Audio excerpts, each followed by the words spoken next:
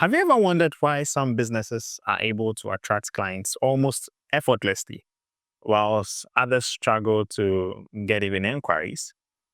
Well, the truth is that it's rarely about who is actually better and more about who is perceived to be better, because clients don't get to experience that value that you have to offer until they have paid you. So, what it means is that they literally have to judge the book by its cover. So in business, you need to make sure that your perceived value reflects the quality that you have to bring on board. So if you feel overlooked and your business is unseen, then what it means is that you need to work on your perception, your perceived value. And once you fix that, you have demand shift your way, because in business, perception is everything. That is what we're going to discuss in this video today. So let's dive right in.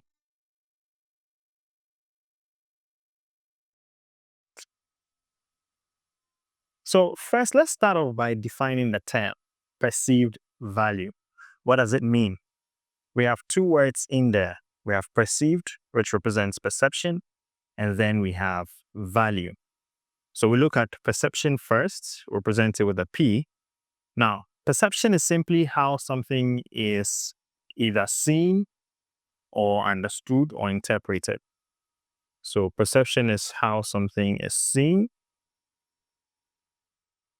understood, or interpreted.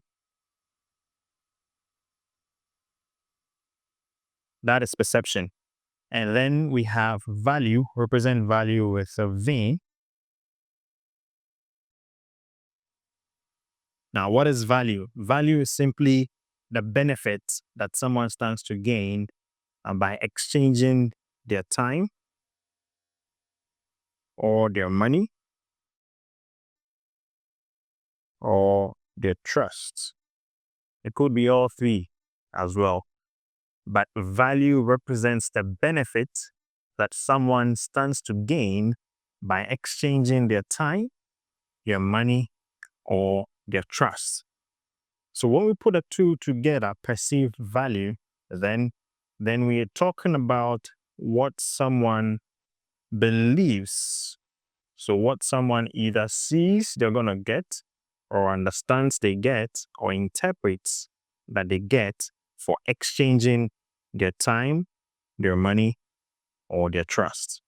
So that is what perceived value in a nutshell simply means. So now we're going to look at some pointers, and 5 of them, that captures the concepts really nicely and helps us understand it in the business context. How can we use this idea of perceived value and influencing perception to attract more deals for our business, to attract the kind of clients we want for our business, and finally to grow our business? Okay, so the first pointer is that good work is not enough. Good work is not enough. Now, what does this mean? It's important to improve and to increase the quality of our service or our product and become the best of the best. But if the market doesn't perceive us to be the best, then it doesn't really matter if you're the best. So what it means is that doing great work and being the best, just say in the corner or in secret, is not enough. The market needs to recognize you as the expert or the best in your field if you are to attract the kind of clients that you're looking at. So we don't just stop at doing good work. We need to move from good work to having the market recognize this good work and recognize us as the expert. So good work alone is not enough. All right. Then the second point is that clients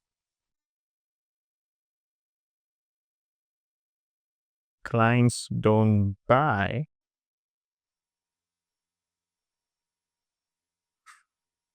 the best. Clients don't buy the best. Now, what does this mean? Clients don't buy the best. Yes, clients actually buy what or who is perceived to be the best. So, the marketplace is not a fair ground. The world itself is not a fair place. So, instead of the world to reward the best, the one who is actually the best, the world or the marketplace rather rewards the one who is perceived to be the best. So then, if we don't influence perception, though you might be the best, though you might be producing quality and the best of service, but you will not receive the results and the reward that you're supposed to receive. So remember, clients don't buy the best, they buy the best perceived. Now, the third point is that perceived value multiplies actual value. Perceived value, PV, multiplies actual value, which is AV. Now, what does the two mean? We've looked at what perceived value means. Actual value is what people get, so actually get in exchange for their time or their money or their trust. So when you think about a service, the result that people get at the end of the day, the transformation that they receive from the service is the actual value. But remember, before clients can experience this actual value, they first have to make the purchase.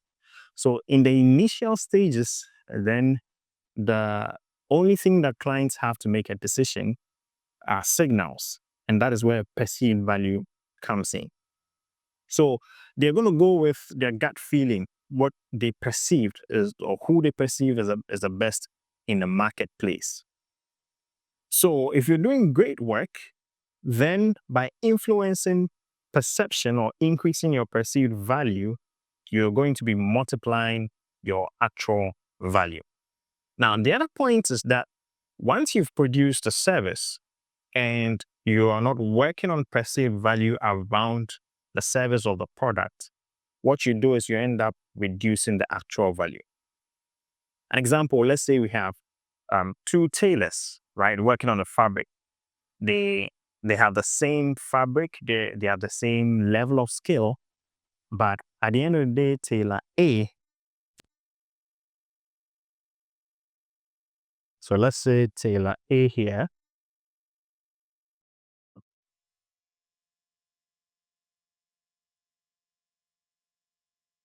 So tailor A here is really concerned about perception. So they have very good branding for whatever bag that they bring the fabric in at the end of the day. So well branded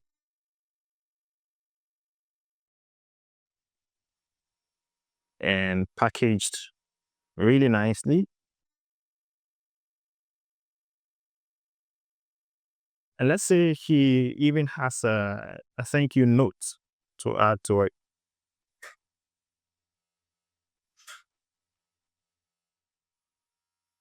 Right. And this is how the product is packaged and sent to you. Whilst Tailor B simply has a transparent bag that has the fabric in it and is transported to you. So just a bag. Right. Now, what's going to happen is, though these two guys have the same level of skill and their qualities are par, you're going to perceive that you've received a superior service just because Tailor A influenced perception by good branding, packaging it nicely, even adding a thank you note. Whereas you're going to see Tailor B as substandard, and that's going to influence how you look at the results or the final delivery of the products to you. So it's really important. Remember, perceived value multiplies actual value. So we need to increase perceived value even as we are increasing our actual value as well. Now, next point we are going to explore is that price follows perception. price follows perception.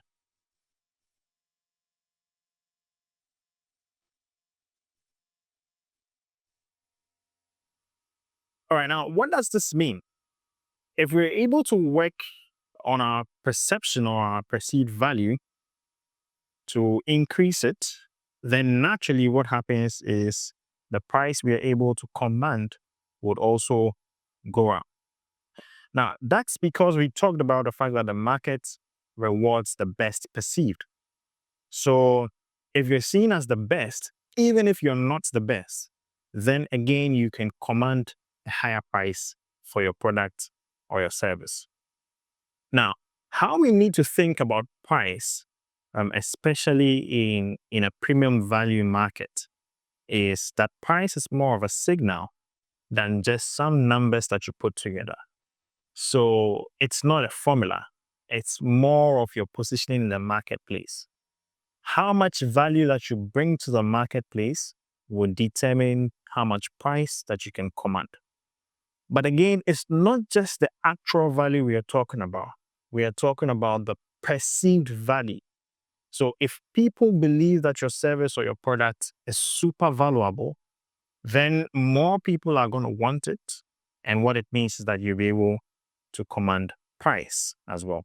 So remember, price follows perception. So we need to focus, pay attention, and increase our perceived value. And that way our service or our product becomes more valuable, and then we can command price as well.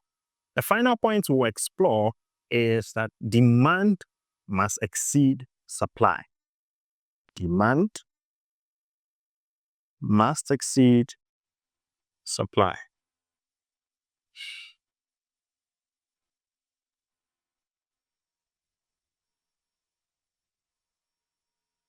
Okay, so when we say demand, is simply how many people want what you have to offer. So let's say D here is how many people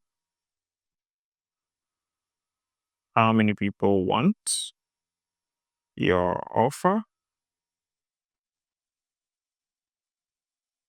versus supply, which is how much of it can you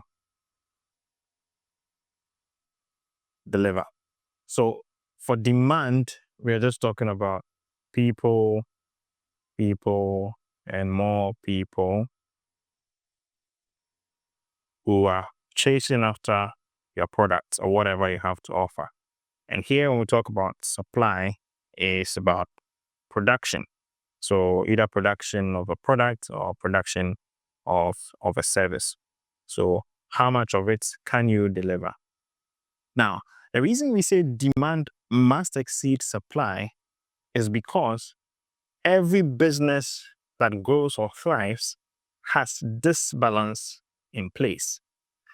Your demand must exceed supply, which means more people have to be chasing the few products or the limited supply of service that you have to offer. Now, why is this so? Because if more people want what you have to offer, then it means your offer has become valuable or is valuable to the marketplace. And once that happens, then price is going to go up. And remember, we said price is an indication of the value that you're bringing to the marketplace. So we need to then think about, set our intention on, focus on more of the strategies that increase our demand more than supply. Usually you see many business owners refining the supply side of their business, improving their products, their service, their skill, more than looking at the many ways that they can increase demand. But if you need to grow your business, if you need to attract better clients for your business, then you need to increase your demand so that you can have that imbalance in place. To wrap up, we need to really embrace this idea of perceived value and work on increasing our perceived value in the marketplace if we are to grow meaningfully and to attract the kind of clients we want for our business. Now, remember, the market does not reward the best, the market rewards who is perceived to be the best. So we need to explore all kinds of strategies that gives our business better signals in the marketplace that prove that we are well able to deliver value in the marketplace. And when we do this, more and more prospective clients would want to say yes to our offer. And by that, we grow our business meaningfully. If you found this video helpful, make sure you give it a thumbs up, and I'll see you in the next one. Bye.